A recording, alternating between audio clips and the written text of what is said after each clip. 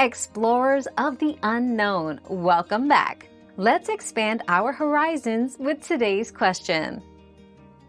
Many over-the-counter cough medicines aren't safe in early pregnancy because ingredients like dextromethorphan, guaifenesin, or certain antihistamines may affect your baby. Instead, try honey, warm fluids, and plenty of rest. Always check with your healthcare provider before using any medication while pregnant. We've quenched today's curiosity, but there's always more to learn. Keep the curiosity alive by subscribing and joining us for our next adventure.